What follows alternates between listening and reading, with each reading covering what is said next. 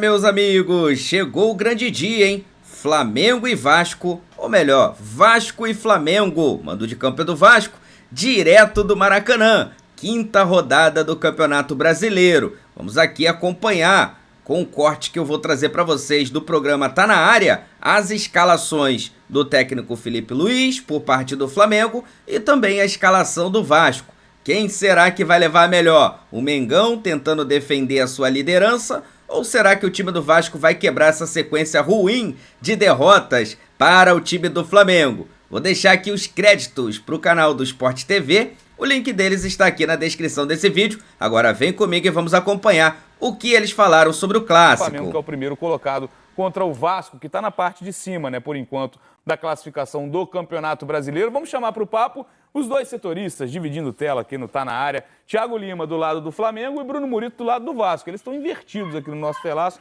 Isso me causa certa coceira. Tirar um print e reclamar com eles no Twitter, acho que eles vão responder lá depois, amigos. Boa noite para vocês. Começando pelo Murito, que cobre o Vasco, né? O time mandante desse clássico. Bem-vindo ao Tá na Área, amigo. Tudo bem, cara? Fala, Bené, Beto, Raed, tudo bem? Noel, também parceiro. O Vasco chega para esse jogo muito pressionado, né? Principalmente aí o Fábio Carille, porque parece até que o cargo dele está em jogo, né? Nesse clássico. O Vasco vem de uma carga até mais emocional, né? O Vasco não vence o Flamengo em Campeonato Brasileiro desde 2015, assim, né? Já quase 10 anos. Então, nos últimos jogos aí também, no Carioca, por exemplo, desse ano, perdeu os 3 clássicos para o Flamengo. E isso mexe muito com o emocional do time, né? Com o emocional da torcida, da própria diretoria, que ficou bem satisfeita com o desempenho do Vasco nos clássicos contra o Flamengo. No Carioca, então, espera que agora, neste sábado no Maracanã, o roteiro ali, né? O retrospecto mude um pouco e com vitória do Vasco, né? Para isso, o Coutinho estará de volta, né? Essa é a principal novidade para o torcedor do Vasco, ele que foi poupado durante a semana ali contra o Ceará na terça-feira, era um jogo desgastante, uma viagem desgastante lá para Fortaleza também. Ele que vem muito bem quando o Vasco está jogando aí em São Januário, né? E também na Sul-Americana ele foi bem fora, tal. Só que agora a gente vai ver o Coutinho, né, tentando aí até manter essa boa fase, né? E seria a primeira vitória do Coutinho na carreira contra o Flamengo. E lembrando, né, ano passado ele deslanchou ali quando ele fez o primeiro gol dele no retorno no Vasco. Ele fez o gol contra o Flamengo, né, aquele empate 1-1. Então Coutinho é a boa notícia aí do Vasco para esse clássico. Só que o Vasco também tem alguns desfalques. O Tietê, por exemplo, está passando por um problema bem chato na família. O filho dele, recém-nascido, está com problemas de saúde. Então fica até aqui a nossa mensagem para o Tietê também, desejando força para ele aí nesse momento. O Vasco, né, super entendeu a situação. Ele já tinha ficado de fora contra o Ceará e também vai ser desfalque amanhã, muito por esse problema dele na família dele. E o Lemos também vai ser desfalque, mas esse é por desfalque médico, né? Ele fraturou a costela no jogo contra o Porto Cabejo. Então o Vasco tem o desfalque do Lemos, do Tietê, do Payet, que também sentiu uma lesão no joelho no último jogo, mas a boa notícia aí nesse cenário de desfalques é a volta do Coutinho, que é muito importante para esse time, né, Bené? É isso, a gente vai falar daqui a pouquinho do time do Vasco, mas vou dar meu boa noite também para o Thiago Lima, que agora sim estamos com os lados corretos aqui no nosso telão. Noel, boa noite, bem-vindo ao Tá na Área, do lado do Flamengo para esse clássico. Chega muito embalado depois da maior goleada do Brasileirão até aqui, né, amigo? É isso, fala Bené, boa noite, Betão, Raed, Murito. Estaremos juntos amanhã no Maracanã, eu e Murito. Bom, o Flamengo está nessa liderança do campeonato, né? Vem esse embalo. O Murito falou que o Vasco está pressionado, o Flamengo está o extremo oposto, né? Está tranquilo, liderança, mas tem um jogo da Libertadores importante semana que vem, terça-feira. Então, o Flamengo está com esse foco dividido. Por mais que o brasileiro seja a prioridade, né? Como a diretoria deixa clara, mas tem esse foco também. O Flamengo pega a LDU terça-feira lá em Quito.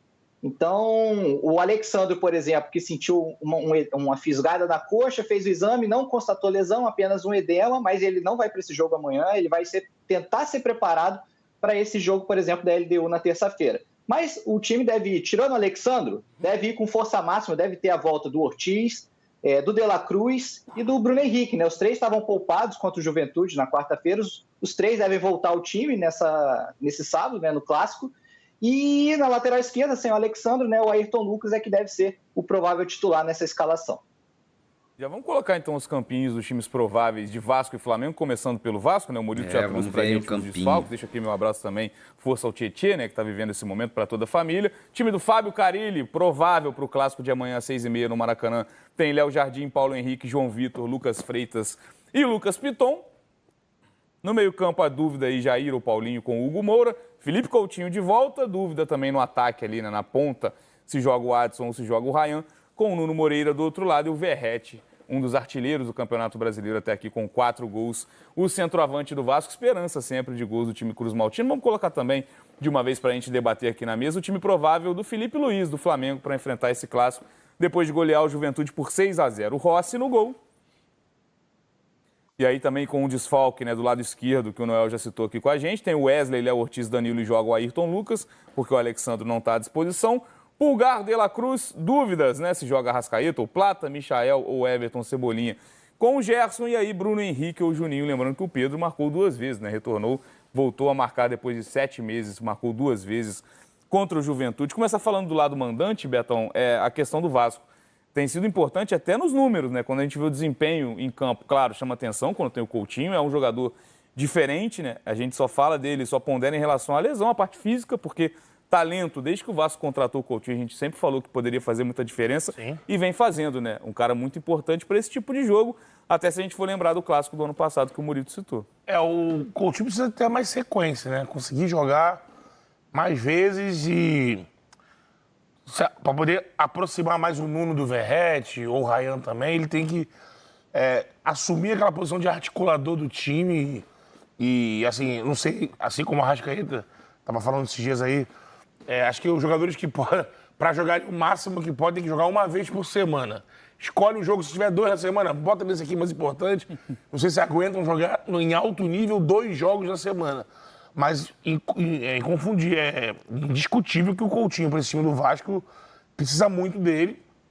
Entender o quanto ele pode, estando 100%, fazer essa diferença para o Vasco. Porque às vezes também, com um coletivo desordenado, às vezes você tem ali um jogador muito talentoso, mas que não toca pouco na bola, quando toca, tá numa fase do campo povoada, sempre marcada, então é bom observar, ele tem estrela, é um craque, tem que ir pro jogo até porque o Vasco tem uma série de ausências, né? E o elenco já não é lá essas coisas. O Murilo tá aqui, não sei se ele tem informação, mas o que parece é que o Carille tá nessa a diretoria, o Pedrinho, de esperar uma derrota, perder um jogo para mandar ele embora, e aí é complicado, porque aí você vai cozinhando o técnico. A gente viu os jogadores do Vasco nos últimos jogos se direcionar ao Carille, ali já dá uma noção, assim, que todo mundo já sabe, todo mundo meio que tá ali jogando, tentando salvar o cargo dele. Eu acho assim, se a diretoria entende, e o Pedrinho estava há pouco tempo do lado de cá, brilhando nas análises, né? Então o Pedrinho conhece bola. Se entende que, cara, o trabalho não dá, encerra. Eu acho assim, encerra, muda, pensa em outro nome, porque ficar como um técnico meio zumbi ali na beira do campo, assim, aí ganha do Flamengo, 1-0 jogo histórico, não ganha desde 2015. Se perder, vai cair. Qual o tamanho da sobrevida que ele ganha? O Flamengo vai derrubar o técnico. Se perder o próximo, ele cai, volta tudo de novo. Me parece também que a torcida resolveu romper. O jogo que a gente teve da Sul-Americana, que o Vasco ganha do Puerto Cabello, né? Puerto Cabello, e ele sai xingado de uma forma assintosa ali. E nem achei, assim, enfim, acho que o Vasco poderia ter até um resultado maior naquele momento. Perdeu gols. E assim, foi o xingamento, assim, que ali foi assim, a torcida tá demitindo o Carille. Ele foi correndo pro vestiário, enfim. Curioso para ver amanhã a postura do Vasco. Curioso mesmo. É por aí, Murilo. É um clássico que o Carille chega com essa missão, né, de conseguir uma sobrevida, né, conseguir um resultado positivo, porque sabe que pode ser o fim da linha dele nessa passagem pelo Vasco. É mais ou menos por aí o tamanho dessa pressão no momento? É bem por aí, Bené. O Beto foi bem na análise, porque nisso de esperar uma derrota mais marcante, né? Porque assim, se a gente pensar até que depois do período ali da pausa, né, do início para o Brasileirão, o Vasco venceu o Santos e o Sport em São Januário, ali na base da força da torcida mesmo. Não teve atuações tão ruins assim. Mais no primeiro tempo contra o Santos foi bem ruim, mas no segundo tempo foi bem, conseguiu a virada. E contra o Sport administrou ali, ganhou bem de 3-1. Só que fora de casa, né, o Vasco teve muita dificuldade, assim, contra o Corinthians levou um 3-0 que a diretoria ficou muito incomodada, principalmente com a postura do time. O Carille a gente vai lembrar que poupou 8 titulares nessa partida, mas sim, o desempenho foi uma tragédia, né, em campo. E contra o Ceará também a postura do time incomodou muito, cara. Agora na terça-feira, 2-1, incomodou o próprio Fábio Carille. Foi a primeira vez que ele foi mais enfático, assim. Falou que os jogadores têm que respeitar a camisa, o time onde estão, enfim. O problema é que na Sul-Americana, como o Beto disse, né? O Vasco começa muito bem contra o Melgar, abre 3-1, e aí nos acréscimos toma o gol no empate ali com o time recuando muito, e aí sai com 3-3 lá no jogo com altitude. Assim, o resultado não era tão ruim assim, 3-3, mas pô, depois de abrir 3-1, né, e recuar o time assim, realmente ficou muito complicado ali na análise sobre a avaliação do Carille, né, naquela partida. E contra o Puerto Cabello, o Vasco ganhou de 1-0, criou para ser 3-4, só que o time não conseguia, né? E era muita dependência ali de cruzamentos na área. Esse jogo, especificamente contra o Puerto Cabello, a torcida do Vasco ficou louca, assim, em São Januário, eu tava lá, muitos xingamentos mesmo pro Carille. E depois, na entrevista coletiva, ele também não se ajudou, né? Disse que a torcida não tá ajudando assim, que tem que apoiar em vez de criticar, então a relação que não era muito boa com a torcida acabou piorando ainda mais depois disso. Então, como ele chega pro Clássico, assim, com retrospecto muito ruim contra o Flamengo, são 3 derrotas em 3 jogos nesse ano, com principalmente desempenho muito ruim nos clássicos, ele só venceu o Botafogo e com atuação ali ok em São Januário, foi a melhor atuação do Vasco em clássicos nesse ano, mas perdeu o único jogo pro Fluminense, perdeu os 3 contra o Flamengo, e o desafio é esse, né? Quando o nível dos adversários sobe, o Vasco está devendo bastante nessa temporada, e a gente não sabe, né? De verdade, no futebol pode durar muito pouco tempo, assim, mas uma derrota acachapante, assim, poderia com certeza acabar com o ciclo do Carille no Vasco, até porque na terça-feira já tem um jogo importantíssimo então, em São Januário. O Mengão vai derrubar um treinador Lanús, pela Sul-Americana, são os dois times que estão disputando a liderança do grupo, né? Então o Carille realmente está bem na corda bamba aí, mais perto talvez do que de cair, do que de ficar, mas uma vitória no Clássico pode mudar tudo e pode elevar muito a moral do time, né? É isso, Noel. E do lado do Flamengo, como a gente já disse, né? O clima é outro, né? O Flamengo que consegue dosar a minutagem do elenco. A gente fala, claro, sobre priorizar o brasileiro dessa vez, algo diferente em relação às últimas temporadas nessa etapa do ano, né? Mas são jogos onde o Flamengo consegue, por exemplo, contra o Juventude, Léo Ortiz e De La Cruz ficaram no banco, descansaram. E um resultado positivo que fez o Felipe Luiz poder, né, ter essa possibilidade de sacar o Arrascaeta logo no início do segundo tempo. Então o Flamengo tem conseguido dosar. Claro, é importante o jogo contra a LDU fora de casa na Libertadores, talvez o jogo mais difícil da fase de grupos para o Flamengo. Mas é isso, né? Priorizar o brasileiro, quando a gente fala, é essa questão de não usar um time todo reserva em nenhum momento nessa etapa do ano. Exato, Bené. É até algo que a gente é acostumado a ver no futebol brasileiro, né? Um time, antes de um jogo de Libertadores, poupar todos os titulares, entrar só com reserva em campo. Isso não, a gente nunca vai ver com o Felipe Luiz. Ele está rodando ali no máximo 3 peças, né, por jogo. E eu acho que ele só vai rodar alguém nesse jogo de amanhã por causa desse jogo, como você falou, é o jogo mais difícil da fase de grupos para o Flamengo e é o jogo que cresceu de importância por conta da derrota para o Central Córdoba na semana passada. A inesperada derrota, né? E dificulta um pouco essa vida do Flamengo. Se ele perde da LDU, ele vai ficar numa situação delicada no grupo. Assim, por mais que o brasileiro seja a prioridade, com certeza essa semana especificamente o Flamengo está com um foco um pouco dividido, sim, por conta da importância desse jogo da LDU. Mas o Felipe não vai rodar um time inteiro, vai rodar sempre ali, no máximo 3 peças. A tendência é que ele rode agora, por exemplo, ele poupe o Léo Pereira, né, que vem numa sequência grande de jogos. O Pulgar, por exemplo, que também vem numa sequência grande, mas jogou só o primeiro tempo contra o Juventude, já foi sacado, tendência que ele jogue amanhã, e aí o Felipe use também o segundo tempo para tirar um jogador ou outro já pensando no jogo da LDU. E é um elenco muito robusto, né, Raed? Porque a gente falava muito da questão da dupla de zaga, que fez, se eu não me engano, 11 jogos consecutivos, Léo Ortiz e Léo Pereira, e a gente sacava, em algum momento essa dupla precisa descansar. Descansou um no meio de semana, né, na quarta-feira, vai descansar outro no sábado. E quem jogou tem ao lado o Danilo, simplesmente um jogador de seleção brasileira, que, claro, estava lesionado, está voltando também, fez seu primeiro gol com a camisa do Flamengo, mas um elenco desse tamanho, ele se coloca à prova em momentos como esse. O elenco do Flamengo é muito bem montado. Uma peça ou outra que a gente fala assim, pô, esse titular para esse reserva aqui poderia ter uma distância menor, né? Muitas vezes é difícil. Como é que você vai ter uma distância, por exemplo, próxima de um Arrascaeta? É difícil também, né? Tem esse lado, né? O Arrascaeta já ganhou uma outra notoriedade no elenco do Flamengo, mas assim, o reserva dele, quando o Felipe ele quer botar, ele pode botar o Gerson naquela função, ele pode botar o Luiz Araújo naquela função, o De La Cruz pode ser adiantado naquela função. Então assim, é um elenco que mal ou bem, se você saca o Arrascaeta, você tem opções que não deixa o nível cair tanto. É um elenco muito bem construído, o elenco do Flamengo, e uma posição ou outra que a gente fala que tem uma distância muito grande de titular e reserva. Mas é um negócio bem raro, assim, é um elenco muito bom.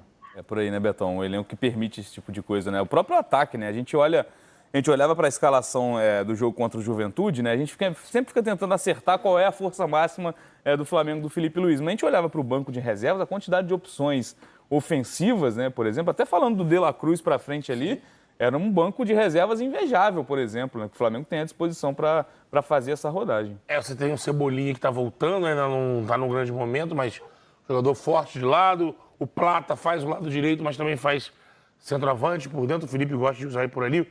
Que não é um jogador goleador, mas gera muito jogo. Briga muito, participa muito do jogo. Aí você tem o Bruno Henrique, que quebra também de centroavante. No ano é quem fez mais gols, né? Mais que ele e o Arrasca, né? Então, assim, são muitos jogadores. Michael, que tem uma deficiência de conclusão, mas um jogador que se movimenta muito, quebra a linha, driblador. Luiz Araújo, que esse tem uma batida boa pro gol, batida forte. São muitas opções. Na mão do Felipe, que é um cara inteligente, está se mostrando um técnico bem tranquilo, observador. Ele tira o máximo desses caras. E ele consegue fazer o que o Red disse. O que foi o veneno pro Tite é remédio pro Felipe, que ele gira o grupo com tranquilidade, ele dá a minutagem pros caras. Ele é muito franco na coletiva, né? O Felipe tem essa vantagem.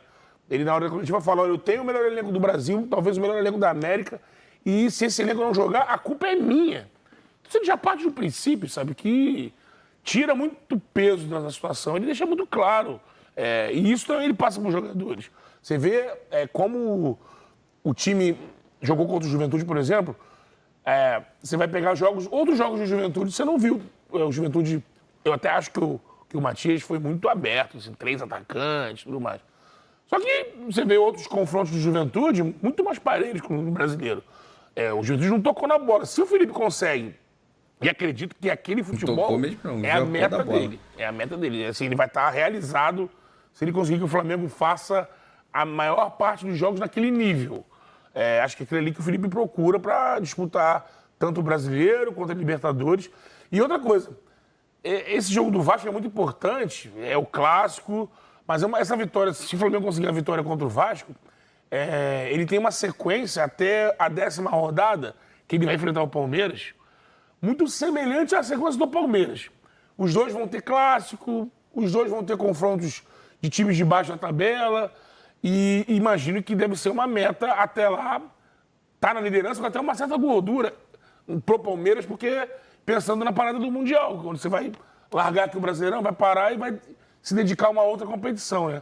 Então, assim, acho que uma vitória do Vasco encaixa o Flamengo num embalo que os jogos que tem na sequência deixa o Flamengo numa situação muito, muito positiva já nesse início de campeonato. Uma arrancada inicial muito boa que faltou pro Flamengo em algumas das últimas temporadas. Muito, né? Por culpa do próprio Flamengo. Exato. Poupar perfeito. Uma hora dessa. Em momentos de Libertadores, jogar com o time reserva, exatamente. Então temos esse clássico aí amanhã às 6h30 no Maracanã. Murito, Noel, tamo junto. Muito obrigado pelas informações, amigos. Agora. Então é isso, né, galera? Vamos ver o que vai acontecer. Você viu que o papo foi dado, né? Se o Vasco perder, e dependendo de como perder, o Fábio Carille poderá cair sim, né? Então o Flamengo, do técnico Felipe Luiz, se vencer o jogo, pode derrubar um treinador. Pode derrubar um treinador agora na 5ª rodada, tá? Vamos acompanhar. E aí, qual é o seu palpite para esse jogo de hoje, né? Contra o time do Vasco, né? Será que o Flamengo mantém a escrita? Bom, tudo indica que sim, né? Vamos aguardar para ver mais tarde, tô super ansioso para esse confronto, tá?